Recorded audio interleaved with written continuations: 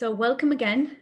Thanks for joining us again after last night's session. I think you were all on last night, if I'm not mistaken. So lovely to see you all. I think Janine, I said to her afterwards, oh, hang on, here's Deanne coming in.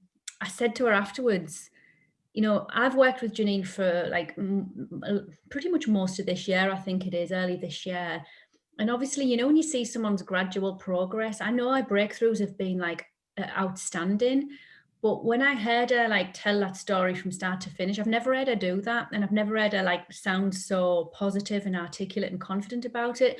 And I put the call down last night and I was like, I sent Janine a voicemail and said, I actually didn't realize just how much you changed. So it was lovely. And Janine sent me a message back and said, actually, she found it, I don't think therapeutic was the word she used, but she enjoyed it because it kind of gave her some confidence actually in what she'd actually achieved and how far she'd come. So thank you for giving her the audience to do it and the feedback. She really appreciated it. So we're doing something similar with Juliane, who's the lovely lady in pink. Hello. We'll have a similar conversation. Their experiences are very different, really positive. And so basically, I'll kind of just introduce Juliane and then she can give you her story. So Juliane and I worked together at Amex GBT, and Juliane was the executive assistant to the president of Amex GBT. So we met at various, we met in the office, we met at various functions, got to know each other. And I'll let you take over actually, Juliane, because I want your side of things, not mine. Thank you so much, Lorna. And I'm gonna edit a moment of a very strong moment how we connected a bit later when we met. But I thought I'll start a little bit with my story and take you a little bit back so you sort of understand where I was coming from when I met Lorna. So I'm originally from Germany, you might hear. And I've grown up in the countryside on a farm with my parents and older brother. And I have to say that I was always the odd one out in the family and in the village, because I was very sort of drawn to the arts. So I was always dressing up. I was always playing roles and writing poems and singing all day long, walking around the house. Annoying everybody and just dancing around, and I was very playful and sort of very positive, and I just loved it, and I didn't care what other people thought, and I was in my little world. I was brave as a child as that as well. I thought I'm Mary Poppins. I jumped from a roof. I painted the pony because I thought I'm Pippi Longstrumpf, and all these things. But there was this other side as well. And this other side, that was the sort of insecure Juliane and the warrior and the anxious little girl. And the very sort of also structured and organized and sort of hardworking and determined Juliane, that was there as well. And that's over the years grow so much stronger, because I saw my parents and my brother working all day long, taking things off and being productive all day. And what I learned and what I was conditioned to believe was that you can only be successful if you manage a lot of things in the day, if you tick boxes off, and if you work hard, relentless, and if you're not laughing and singing around and dancing around all day, and that you need to earn money and you need to have a secure job. And so I was working really hard in school to just do that, to get the best marks. I did the same when I was studying. I didn't study arts as I actually wanted to. I went for international business administration because I thought it's something secure. And it did still fit my nature as well, because I am that structured, organized, and I love to tick off things. I do love that as well. But it also often leads for me to overwhelm and being anxious. And I always felt a lot of pressure as well from my family to just not be that fluffy and playful myself. And yeah, to just like get on with the important and serious things in life and be serious. And what happened is that I had 3 small breakdowns over my life. The first one with 15, the second one with 10 to 5. So first one in school, second one when I was studying. And actually I had another small one, 2018, when I just moved from Berlin to London. So after studying, I started working for American Express as an assistant. I was a team assistant, then an executive assistant, and then I took on the role as senior executive assistant for Philippe Chirac when I met Lorna. And it was obviously a change because I left Berlin, I left my family, I left a longer relationship. It was a new start, but I also sort of dig deep in, and I wanted to, give 150%. And I was working long hours, looking after a few people, and I was trying to be involved and trying to get everything done. But I was not looking at that playful and that happy and that positive self. And despite I love what I do, it just led to loads of anxieties and worry and insecurity. So this is when the breakdown happened. And in 2019, then I decided, no, it needs to change.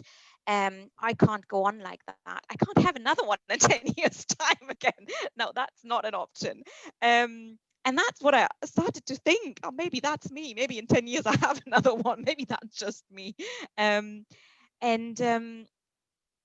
yeah, I and, and I was questioning myself a lot at that time as well, because I was always told, you're not a farmer's girl, you're probably a city girl and you're good in the corporate world, and you wouldn't have been a good actress anyway, and all these thoughts that were in my head and all these beliefs, and I didn't really know quite myself anymore what was right and wrong.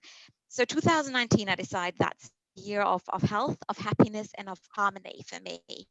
And this is when I sort of started to look more of the things that my playful nature sort of satisfied. I love rollerblading, so I rollerbladed to work in the sun. I did loads of dancing classes. I started to read fiction. Like, I never read fiction because I was always told, oh, you need to read the proper books.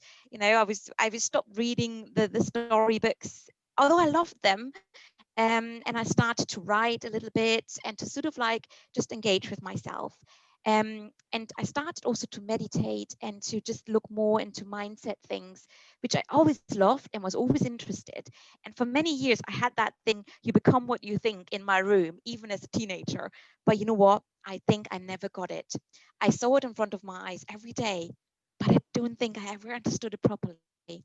And this was a year when I sort of like got really connected to Lorna, because I love health and well-being. And I, with a colleague of mine, she just actually recently left us. We started the GBT well-being program, and I learned that Lorna was really into fitness and nutrition and mindset work, and she published a few articles in our intranet and blogs. And I really wanted her to do something for us as well. And this is how we actually got talking even more and connected even more. And this is actually when we came together also for TR. That was a moment, basically. So yeah, this is sort of a little bit my life story, and how I got connected to Lorna. Oh, what an introduction, Juliane. I know that story, and I'm still like getting a little bit feeling about it as you tell it. So yeah, born in Germany on a farm, and all of the, I guess, conditioning that brought, conditioning from being involved in a farming family, and you now living like a completely different life, right?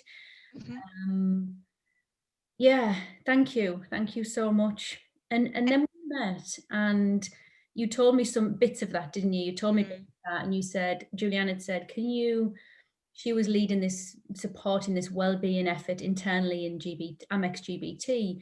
And we just started to talk on that basis. And at a certain point, I think I confided in you that I was actually leaving GBT. Yes, you did. You did. Told her my plan, because I just did. It was on the cards and it wasn't like long off. So we met, and I told Juliane that was the case. and told her about the 6-month program, the Thinking into Results program. So at that point, Juliane, what made you, do you think, what made you make the decision to join what I was telling you about? I guess I know you had a natural interest anyway.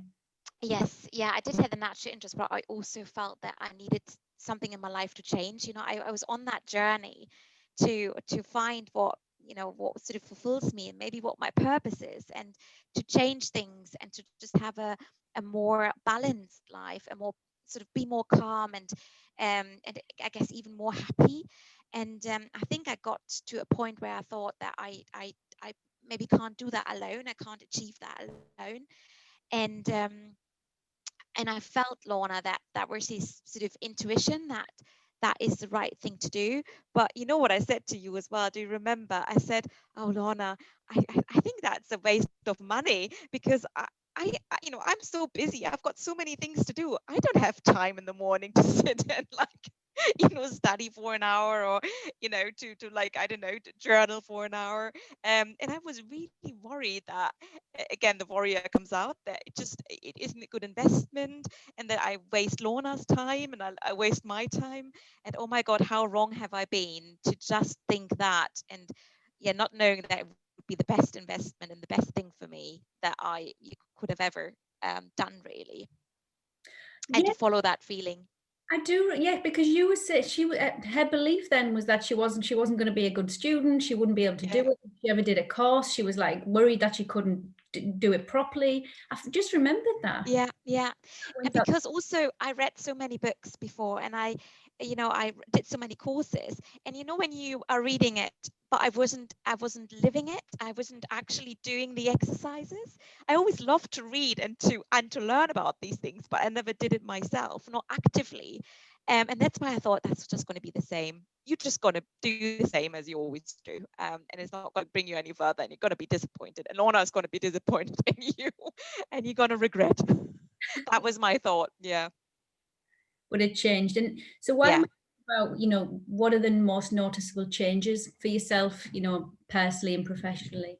I think the most notable changes for me is that um it's how I feel every day. And it's I was always looking for the moment of peace and calmness in me, and I never had the feeling I really had that. I was always feeling really overwhelmed, sort of happy and positive or bubbly, but I felt overwhelmed in myself and insecure in myself. And when I started to go through the course and to connect with myself, to be in the moment, to meditate, to write things down, and to really tune in how I feel, and what actually makes me happy and which doesn't serve me in that moment, if it's that thought, if it's that person, that really helped me to find that moment of peace and calm. And I remember during lockdown when I was sitting on the balcony and doing some yoga, and I was so happy. I just cried because I felt so happy and so calm. And it didn't matter what was going on around me with COVID and with less money and everything. I was just there in this moment, looking out in the green, and that was beautiful. And I think personally, that moment of peace also um, was, and that I'd love to share that with you, was my grandmom actually died while I was in Germany 2 weeks ago, and I was in hospital with her, and I never felt more peaceful. And I really just used what TIR taught me to just feel so connected and grateful and loving, and just to have that strength to go. And I felt never calmer in that moment, never in my life. And it might have been the whole situation, but I also believe that it is how I thought about it. I thought about the positive moments with my grandmom, and not about any guilt or anything I wouldn't have done, only what was important in that moment, to feel connected with her. And that also showed me how far I've come. And this is also what a lot of people told me in Germany. You seem more settled and more calm and more happy. Friends that I don't see often. And I think that shows a lot as well. So that's the personal side. And professionally, I think it also makes me better EA, to just remain more calm in situations. And I used to, and again, I don't get me wrong, I still have my panic moments and my maniac moments and my overwhelm moments, but it just helps me to get back on track much quicker and to remain positive if there are any challenges, and if I'm insecure, to just find back to myself. So and also to know that really everything is possible, that I can do everything. It's just about me, what I choose to think and what I choose to become and what I choose I want.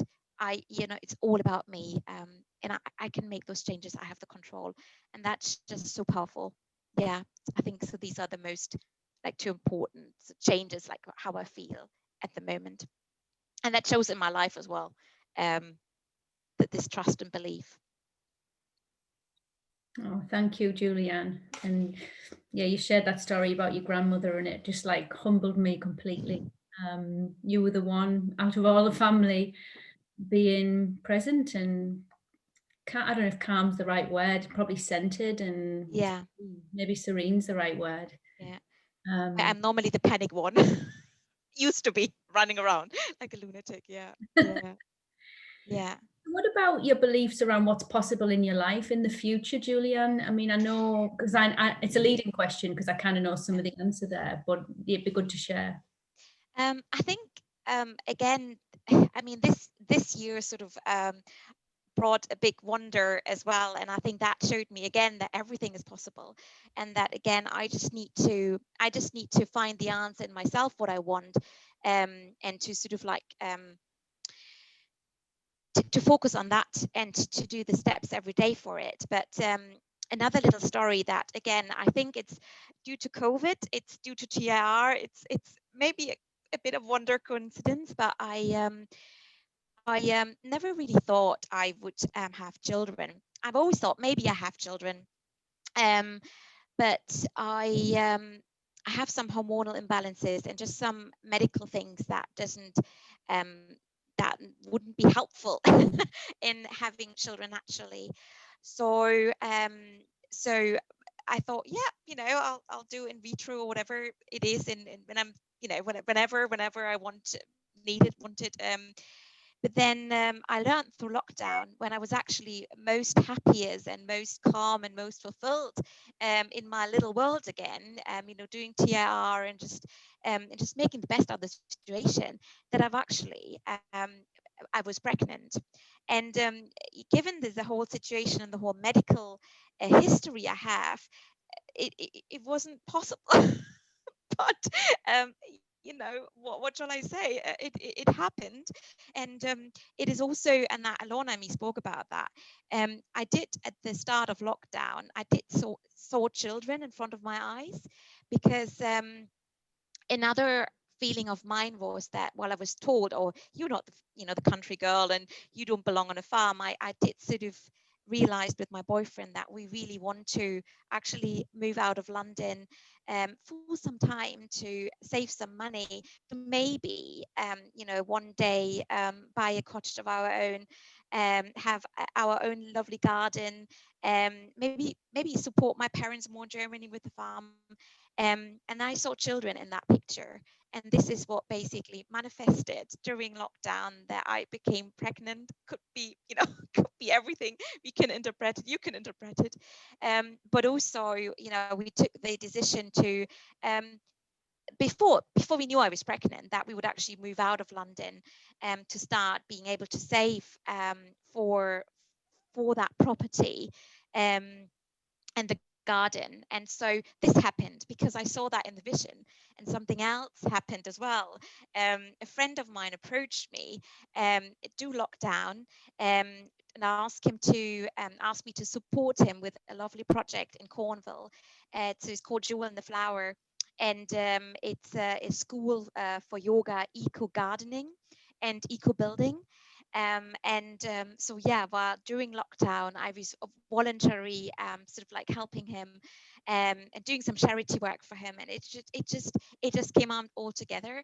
And I was saying to Lorna, it's like it's a bit like magic. It's so strange. And I think all these things, they just lead you to where you are going to be, or I'm going to be at some point. But yeah, this just shows me that it's just all what you envision in your head, and that will just come into your life. It might not be immediately. That was quite quick. Everything this year, I have to say, it's not that I anticipated it, but it will come. It will come eventually. So yeah, so everything is possible. And the baby's due in December, right? Yes, end of December. Yeah, absolutely. So I'm going to stop asking questions and give everybody else a chance to see what they want to talk to you about. Hi, Juliane, it's Jane. Oh, hi, Jane. Hi there. That's amazing. Thank you for sharing your story and congratulations. Oh, you're welcome. Thank you so much. Obviously, it's quite touching as well because you've got some really sad things that you shared there too. I think what struck me more than anything is that obviously you work in a large organisation like GBT and you're very bubbly. Yeah. And I don't think people really understand what's going on behind a day-to-day work, what you feel inside. Yeah. So I think, I don't know how to explain, but it's made me look at people differently and treat them probably with a bit more respect, because a big corporate organisation like GBT, it's very fast-paced, and you might say something to somebody one day that they take the wrong way because you're busy, and they might feel like you did on some of those days where you were having a little bit of a meltdown. Yeah. And you know, Jane, that's actually so good that you're saying that, and that I learned that as well. You know, I wasn't really looking at the story behind the person, and you know where a person is coming from. You know, often when a person wasn't happy or was maybe a bit aggressive or angry, you know, I took it personally, and I always thought, oh, have I done something wrong here? Or you know, but then you suddenly learn that it's that the person has their own story, you know, is coming from has a bad day, and it's not so much about you in that moment, and that's just about being kind and just being understanding, and that's the place where I'm trying to come from as well now. You know, to be that loving and kind with myself, but also with others. Yeah. And I work at GBT, so oh, I can say that. Oh my God, amazing, Jane. So yeah. So thank you for sharing. Oh, thank you for joining, Jane. Juliane, it's Nat McGowan here. Hello, Nat. I've met you in person before. Oh my God, you did? Okay. Wow, that's amazing.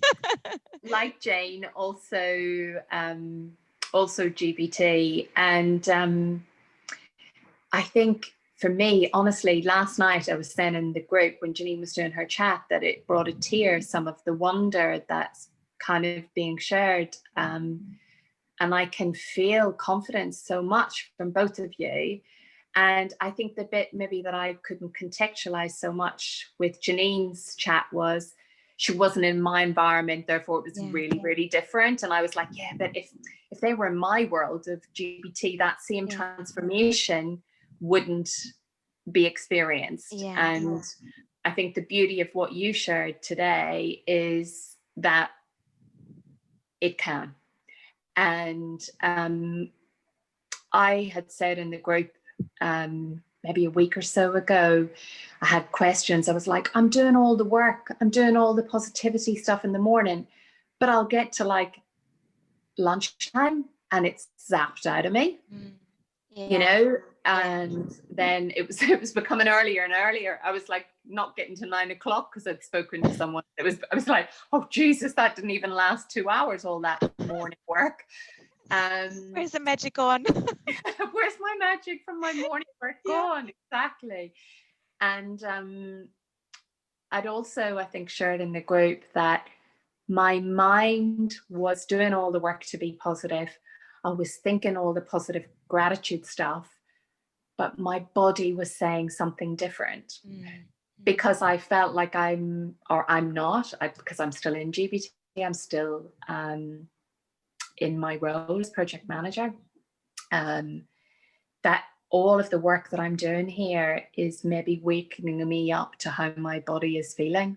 So all those pieces that you're talking about with anxiety, maybe even panic, well, it is panic attacks as well, because that overwhelming feeling of the pace, especially the pace in an organization that has been impacted by what's happening in COVID. And I just want to thank you. I'll probably cry, because you have put the cherry on the cake of what Janine started last night in saying to me that I have to listen to my body, and I have to, because it's only me that can make that change. So thank you.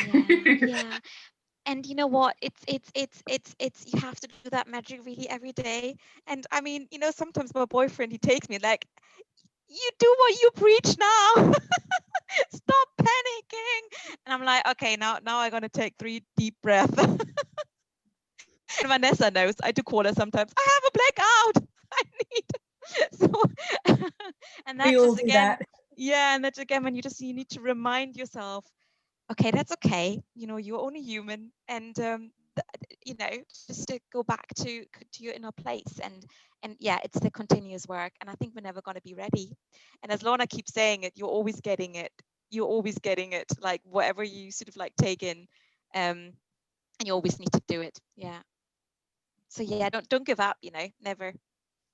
Yeah, I mean, what I always say is, you know, when you kind of, we've all, I think through this, I think most people in this group have shared that they've read plenty of books and self-helpery, shelf-helpery, and we think, you know, I understand it. And I have this conversation with my husband a lot, because I'll say something and he'll go, yeah, no, I know. And I go, yeah, but you're not doing it. You're not practicing. So there's one, if you're not, you can know all you want, but if you're not doing anything, but equally, it's kind of layers. So when I say like some of the homework I've given, do something again and again and again, repeatedly, it might feel really strange, because we like we normally read a book, you put it down, that's it. But you keep getting it, and you're aware, you're getting it on a different level of awareness. That's the difference, I think. I think that's lovely feedback. And it's thank you, Jane and Nat, for, I guess, you know, being sharing and feeding back, and everyone feels the same. And it kind of saddens me, because, you know, I've been in that corporate world, and I've felt those feelings, and I've had that stress, and I've had that hamster wheel, and I've had the physical and mental impacts of that. And the bit that saddens me is I know it's not necessary. And I can say that because if I was in there, I'd be saying, you don't understand this organization, it's demanding, and it's really, you know, there's relentless. And I spoke to my colleagues at my level. I actually interviewed a bunch of them for an article that I still haven't written, but I was asking them about, is this busyness real, perceived? Is it you doing it to you? Is it the business doing it to you? You know, what is it? And I got a mix of answers, but a lot of people deep down realize that it's coming from inside, but it feels like it's so external, because that corporate environment is so real. Your boss is very real. The customers are very real. The workload is very real. But don't forget, I led a global integration in that environment while using TIR, and my mental and physical state of mind and my body was transformed. And that's what the reason it saddens me is because people don't need to feel like that. But when most corporate training programs don't give people these tools, I think that's the thing. I think it's catching up. But anyway, I won't go on a rant about that. It's not about that. No, absolutely, Lorna. I can agree. Yeah, I think it's multiple things that really come together. But it's a lot of you like being driven from the outside to feel overwhelmed a lot. Yeah. And then also, you know, to tap into these habits because you did them before and you didn't realize they're unproductive, they don't help you. And it's to stop that cycle. And often I say loud stop to myself if I do something that doesn't serve me. Because when I stop and then I try to think, okay, what can I do now that actually helps me instead of going on like that and driving myself mad. Absolutely. Yeah, exactly. I'm just going to have a quick look in the chat. I don't know if there's anything in there. And thank you so much all for your congratulation and wishes. And yeah, thank you so much. And do you know, if you ever want to reach out, you know where to find me. Yeah, either you know on Facebook or you know the GB Tealer, they can just ping me. Is there any other area we've not chatted about through Juliane's experience or Juliane's story that anybody'd like to talk about?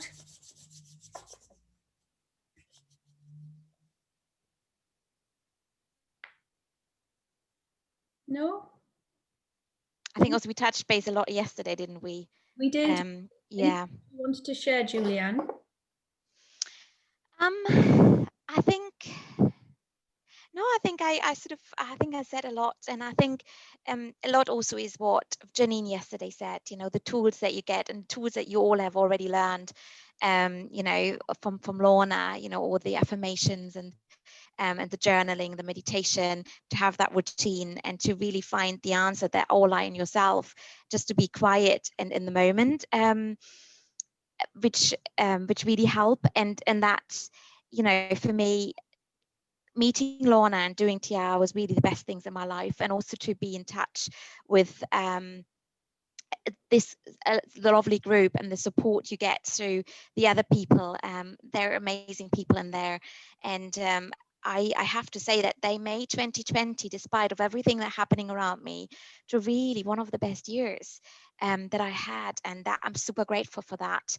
And yeah, so thank you so much, Lorna, and also thank you so much to all of you for your time. And yeah, Juliane, I'm going to ask you one last thing, because yeah, we're coming to the end of the 6-week boot camp. Yeah. We've covered the habits, as you know, morning routines.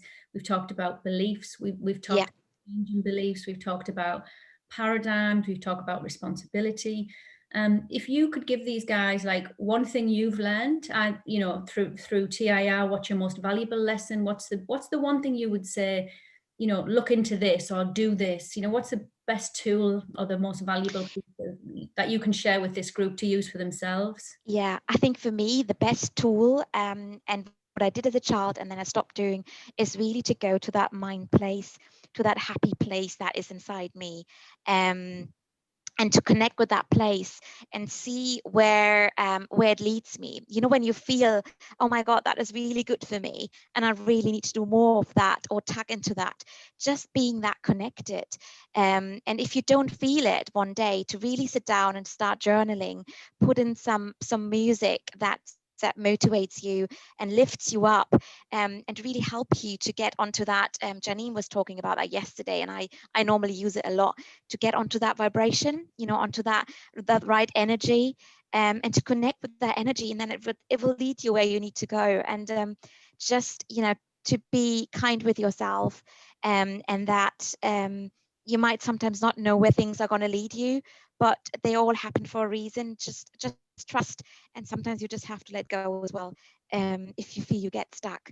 But yeah, just be connect with yourself and be kind to yourself, and just loving with yourself, and grateful for every moment. I think that would wrap it up. Yeah, feed yourself with the good stuff. Well, one of the people that I work with who is like really, like, you've got strong intuition and you've really honed that, haven't you? Like tuning into what and being guided. Like, I'm really impressed with your ability to do that.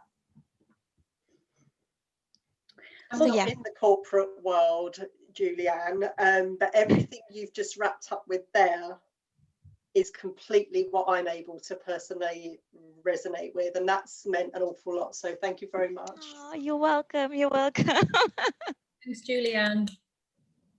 Oh, thanks for sharing, Juliane. I knew we worked together, but I think you were a bit better now. So thank you for being brave enough to share your story with us all. I probably would just like to add that I found from my own personal experience that if I don't prioritize spending time on myself every day, like we all have been doing over the past few weeks, if I get out of the habit of doing that, it then becomes easier to make excuses to not go back to it. Like it's not a good time, or I'll have more time next week. so it's really important to sort of try and keep that going. And if you notice yourself, we notice ourselves, track to pull ourselves back quickly, because it's very easy to sort of drift. And the other thing that I wanted to share is I went to a workshop a few years ago where this amazing speaker had shared this very powerful story about how to control the mind and control these thoughts that sort of come in that are sort of self-destructive. And he'd spent a lot of time with some Buddhist monks, and they gifted him one of their very precious, rare books on meditation and how to deal with mind chatter. And he shared this amazing quote with us, which was very wordy and very beautifully worded. And I was thinking, I'm never going to remember that. It was very moving at the time. And then a week later, I saw on the magic that is Facebook, like a little cartoon picture that summed the whole thing up in like one sentence. And it was perfect. It was keep the front door and the back door of your mind open. Allow the thoughts to come and go. Just don't serve them tea. Oh, that is amazing. Engage with them. And it just the whole thing up perfectly. You know, you just don't engage with them, just let them flow on by. Whenever you get these negative things that come up, they're just thoughts. Oh, that's such an amazing picture, Vanessa. I think I will never forget that. That is so good. Yeah. I mean, I always try and imagine them as clouds. They just pass by, but I just love that with the with the tea. Yeah, it's a really nice image. Yeah, it is a wonderful image, and it's so, yeah, you can just remember it. I just love that. Yeah. Oh, and it's so right as well. Yeah. And it's interesting. You do all this TR and you do all this work, but you still get off the wagon. You know, I have habits which are like, where I'm like, you know better. Why are you not getting back on track with that? But then again, it's just like, okay, I know I can do it, and I know I just need to, put the focus on it and decide that I want it, and just back into without thinking too much about it, into the flow. But yeah, I love that quote, Vanessa. Clouds passing by and don't serve them tea. I love it. That's I'm going to have that one. Thank you. Thanks, Vanessa. Right, we better let you all get on with your amazing day, wherever you're up to. But I've loved it connecting again. We were due to be on at 7:30 tonight. I don't know if this is going to be like too much for you all and overkilling on your time. We can do the Q&A as planned, or we can squeeze into next week and do our final Q&A on Tuesday or something. Quick show of hands. Would we prefer to do show of hands for tonight? Good for tonight? Flexible. Let's keep it in. I didn't just want to leave another call in and you're like going, okay, we've had enough right now. We'll keep it in for tonight and we'll do our Q&A. I've got some stuff I want to we'll wrap up, we'll do some summary. So we'll get on tonight at 7:30 then as planned. Okay, thank you again, Juliane. You're awesome. And I'm delighted we've been working together. It's been an absolute pleasure. Thanks, everybody. You're welcome. Thank you so much, Lorna. Thanks to you all. Have a great day. Thanks, Juliane. Bye. Bye. Bye. Bye. Have a good day. Everyone.